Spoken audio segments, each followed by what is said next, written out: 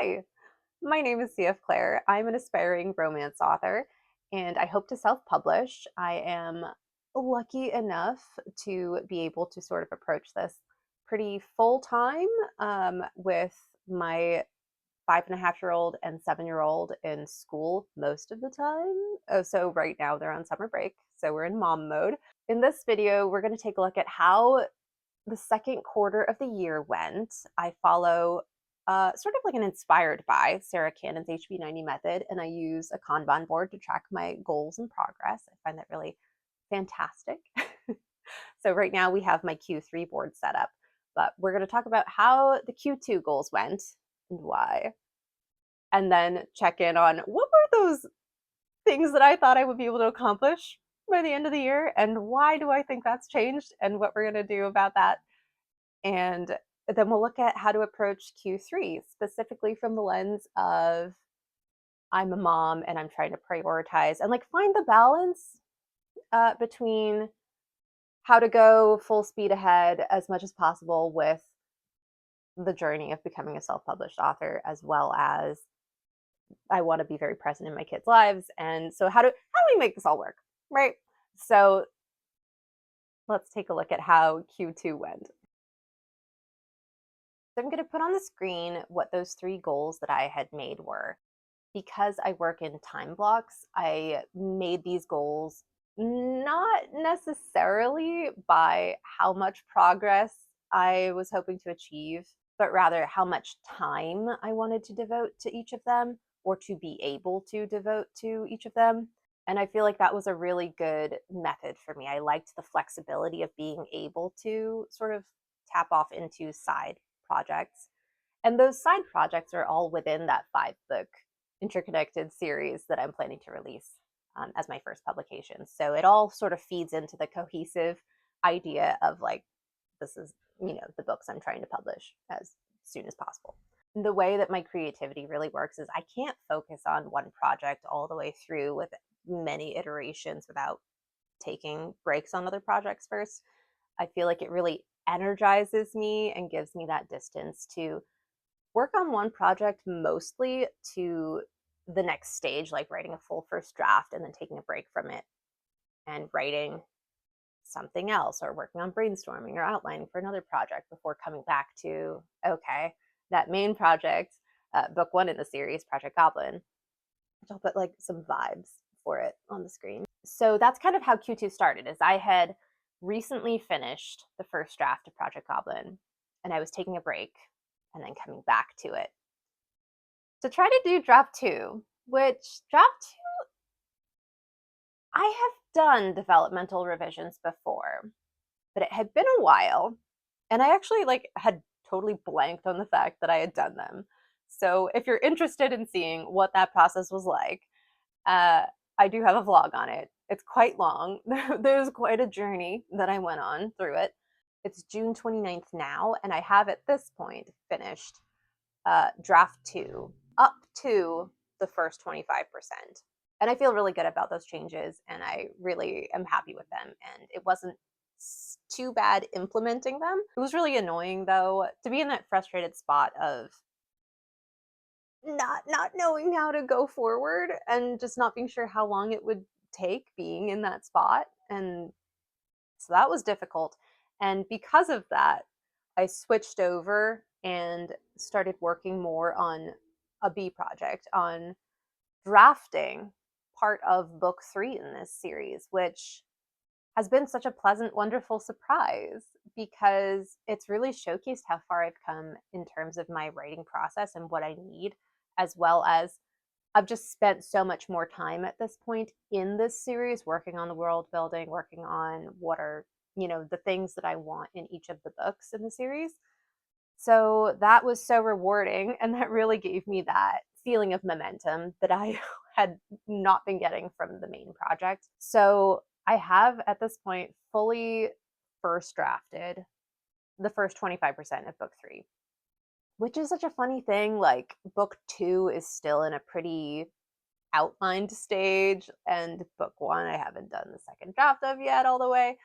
But I'm finding this just is kind of how it goes, what's been working for me. And book three was so easy to write. I wrote one chapter a day of that first quarter of the book. So that ended up being something like 16 chapters or so in 16 days, which is just like, oh my gosh, I loved it.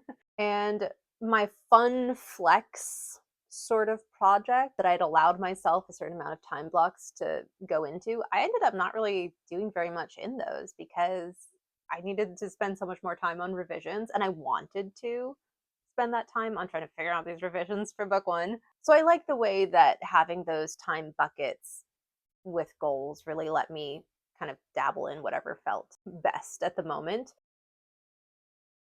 My biggest hobby is gardening. So, we're going to briefly touch in on how that impacted writing time. I'm in Massachusetts, and Q2 was the beginning of garden season. So, there was quite a lot of time that I ended up devoting to garden projects that felt very imminent. And I'm really glad with where the garden is. I love it. But it ended up taking a lot of my focus away from writing in a way that felt very frustrating. So, oh well, you know. But at the end of the day, here we are. We're in a better spot. Things are planted out, trellises are built for the most part, and now we're in the upkeep harvesting sort of stage. So, I think things will be good going forward. We'll see. So, checking in on those goals that I had set for the beginning of the year, I'll put that on the screen. And yeah, somehow I had thought that I was going to be able to write an entire draft of book one in the series every quarter. And that is super not the case, seeing as it took all of Q2 to write the first 25% of draft two.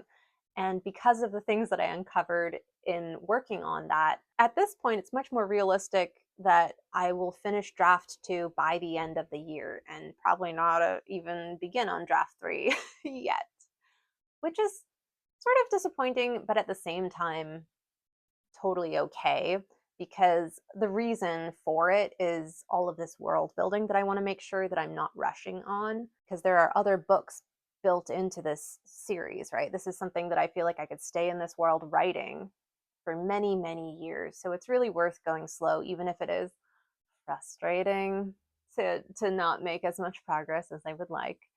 What are you going to do?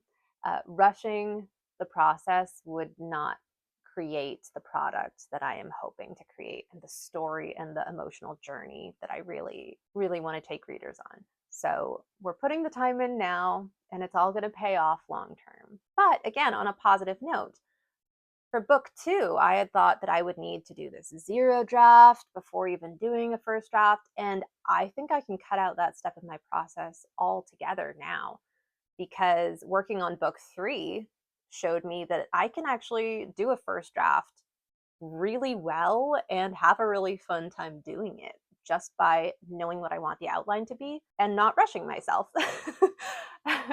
So that feels incredible. And I do think that it's very likely that I'll be able to finish some portion of the first draft of book two. And again, I know it seems so funny to not be focusing on, we'll get that first book out there, just get it to the state, like focus all the energy on that. But by flexing off and working on these different projects that are at different stages, I do feel like each of them is teaching me something new about my process and kind of allowing me to skip steps in places.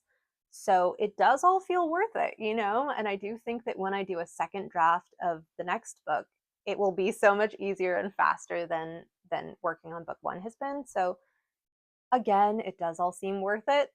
Uh, even though I know that's not, the way for some people. I'll put on the screen what I think now my new goals, revised goals for the year are. There's quite a bit of progress that's already being made right now. Like, I already have most of a full outline for book three. I already have part of the first draft of that written, like I said. I've got most of the outline for book four.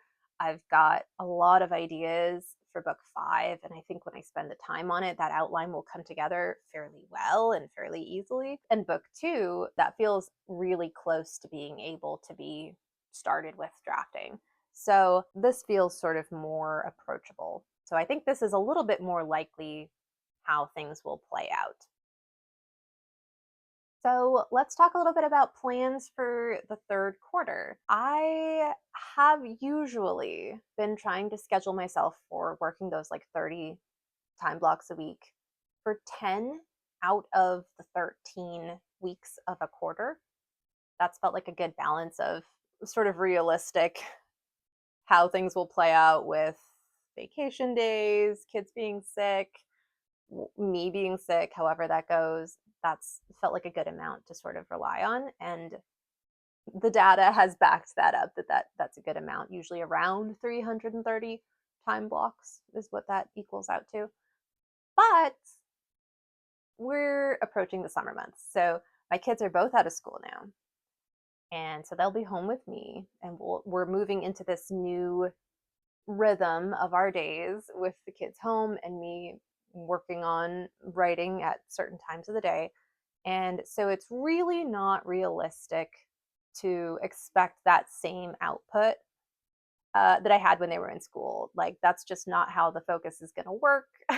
And also I would like to be able to feel like I have the freedom and I'm not tied to my goals and making progress, and that I could take them to the beach, like go do these summer things and really enjoy it. So, with that in mind, I've really reduced the amount of time blocks that I believe that I will work realistically to 200. And almost half of those time blocks come in September when my kids are back in school. I think for all of July, I believe I would have about 60 time blocks to work. For all of August, I think it's like 45 time blocks I might be able to work. Something like that between the way our vacations sort of line up and things like that. So it's a drastically reduced amount, which means that it's a drastically reduced amount of progress that I think I can make. But I'm feeling really good about it because it's the kind of progress that I can approach in these sort of small spaces of time. A lot of it, you'll see these large pink sticky notes. That's all world building things that I think I need to take a look at before the second half of book one will really come together and become grounded in my mind.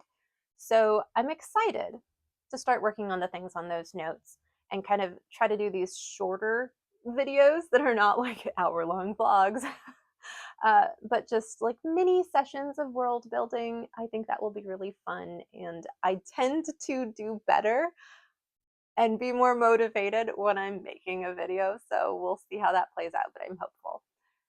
So a lot of that stuff is the world building, and then there are some pink sticky notes that are chapters to redraft. I do think that I can redraft all of the second 25% of book one.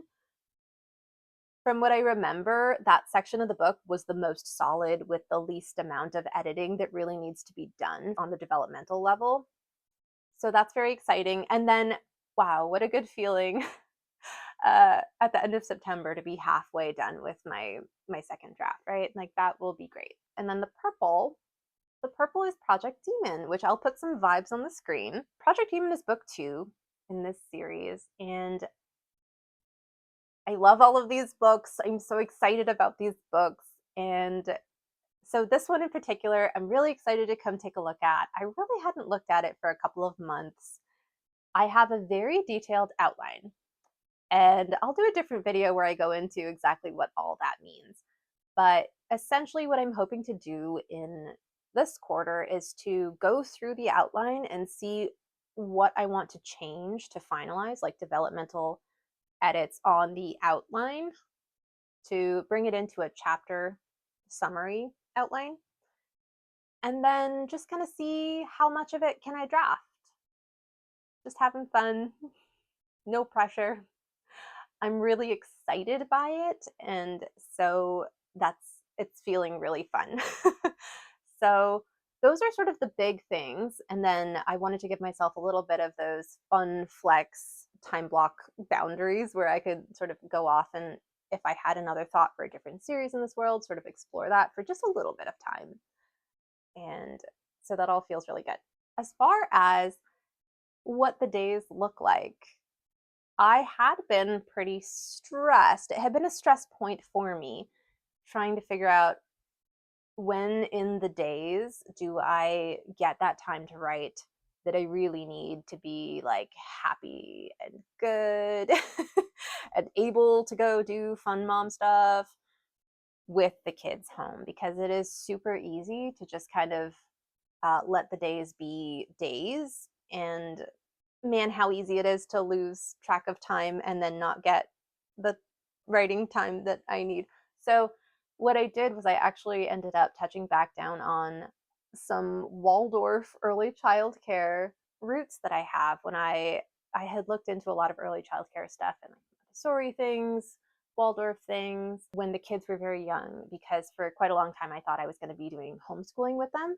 And we ended up going in a different direction for now. I have a feeling we'll be coming back to it as they get older, but for right now, they're in school. But I ended up making a summer daily rhythm sheet. And I'll just put it on the screen if you're interested. The idea is just to give a little bit of a structure for like at this point of the day, on an average day, I would hope is happening. And the things on the list don't necessarily take as long as it says to do. There's a chore on there. I'm not planning to do a chore for an hour. Like, give me a break. Chore is going to be like 10 minutes, 15 minutes. But somewhere within that hour time frame, that's when I would like to do the 10, 15-minute chore. It's that sort of schedule where there's quite a lot of flexibility in it. And that daily activity with the kids, I had a lot of fun doing that. We came up with like 4 different daily activities during the week. So we were doing one of them twice in the week because I just want to make sure that like I don't want to be going out every single day during the summer. That's not how my energy works, right? But I don't want to not go out enough during the summer and take them places. So I'm like, okay, listen, we're going to do every day has its own daily activity and we'll just do what the chart says, right? So like today's Monday and we're going to be going to the library to get new library books and to take a little bit of a walk because that's our Monday daily activity. Tuesdays, they have karate. So we'll be going out for that later anyways. So that means I want to stay home during the day. And so it's our video game and game daily activity time. So they each get 30 minutes of playing Pokemon or Mario or something like that. And then I sit down with them and I play whatever board game or card game they want to play for another, 30 minutes, an hour, something like that. So we get these connection points during the day, which then the idea is that by having those, routine connection points, when it's then time to do our own things for a little bit, it's easier for them because they know, okay, and then in an hour or an hour and a half, we're coming back because mom said we're going to do this next connection point. And so we've been doing that for the last couple of days, and that has been going really well. So fingers crossed that everything continues to be well, but that seems good. So that's what I've got going on for Q3. I'm excited to see how it goes. And I'd love to hear what your plans are, how you approach goal setting. Especially if you have children, if you're a caretaker, I would love to hear how you plan on summer stuff. But that's all for me. If you're interested in seeing more, I do a lot of vlogs, I do a lot of goal setting, I do a lot of working on like multiple projects at once and being a mom as well as a writer and all of that. And I'll just close out with some pages from my HB90 journal. Some of the funner pages, craft projects, and how I did my monthly layout and things like that. So thanks so much. I hope your writing's going well. I hope you're doing well, and I will see you in the next video.